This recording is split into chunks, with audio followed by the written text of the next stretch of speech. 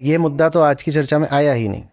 अब बताइए कितनी विचित्र बात है कि जब मैं पुरुषों से बात करता हूँ तो महिलाओं पे बात जरूर तो मैं करते महिलाओं पे होंगे। बात करता हूँ, कम से कम चौथाई तिहाई बात इसी पर होती है, महिलाओं पर। और आज आपसे बात हो रही है, वो मुद्दा कहाँ रह गया? वो मुद्दा मेरे काम में बहुत जरूरी रहा है। बहुत जरूरी, और ये हमारे पूरी जनरेशन के लिए बहुत जरूरी मुद्दा है ये। भारत में खासकर हम बड़े धार्मिक लोग हैं, और जब तक हम धर्म की ही सफाई नहीं करते और उसका सही अर्थ लोगों के सामने नहीं लाते, हम कितना भी कहते हैं कि मॉडर्नाइज या वेस्टर्नाइज हो रहे हैं, हमारी जो महिलाओं की आधी आबादी है इसके लिए बहुत उम्मीद नहीं है। भारत में महिलाओं के सामने जो सबसे बड़ी समस्या है वो है परंपरागत रूढ़िवादी धर्म। बहुत बड़ी, बहुत बड़ी। और मैं उनसे कहा करता हूँ कि धर्म ही तुम्हारी ताकत बनेगा, बशर्ते तुम विशुद्ध धर्म को समझो। पढ़ना पड़ेगा ना उसके लिए, पढ़ना पड़ेगा, ज्ञान लेना पड़ेगा। आपको खुशी होगी ये जान के, जो हमारा गीता कार्यक्रम चल रहा है उसमें लगभग 50% प्रतिभागी महिलाएं हैं। अरे वाह। और लगभग 50% इसलिए बोल रहा हूँ क्योंकि 50% थोड़ी ज्यादा ही होंगी। नहीं, बहुत जरूरी है। धर्म का मतलब सिर्फ और सिर्फ पूजा पाठ नाम ये सबको वो बना दिया गया है, भजन कीर्तन।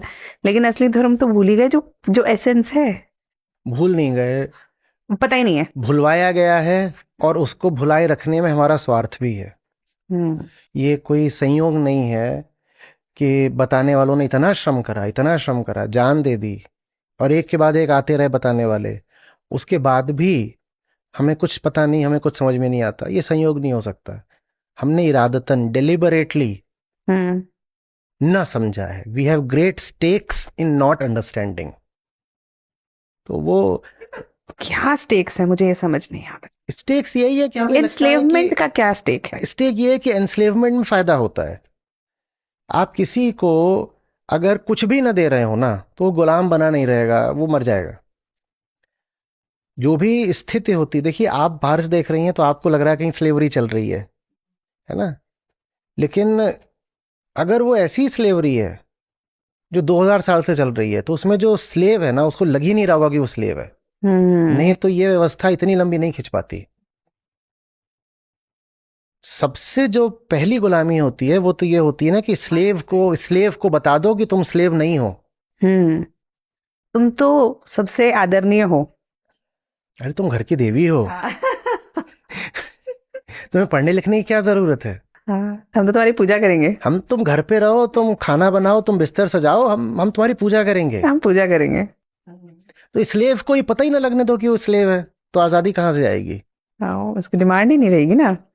आजादी किस चीज से? और बल्कि उसको आजादी देने जाओगे तो उसके आराम पर, उसकी सुविधाओं पर चोट पड़ेगी। मेहनत लगेगी। मेहनत लगेगी तो तुम्हारे ही मुंह नोच लेगी।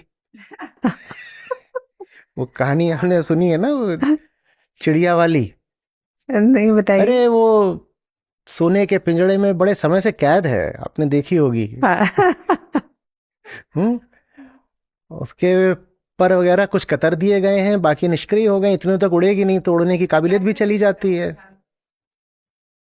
अब उसका जो है, ऐसे आप खोलो पिंजड़े का दरवाजा और ऐसे हाथ अंदर करो कि तुझे बाहर निकालूं, तो आपकी उंगली काटती है, खून निकाल देती है।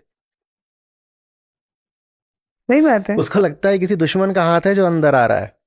मैं तो यहाँ बहुत सुरक्षित हूँ, जिन्होंने मुझे पिंजड़ा दिया मुझसे बहुत प्यार करते हैं। देखो सोने का पिंजड़ा है, सोने का पिंजड़ा है, कितना सुंदर है। और बाहर सब बाज है, गिद्ध है, चील है।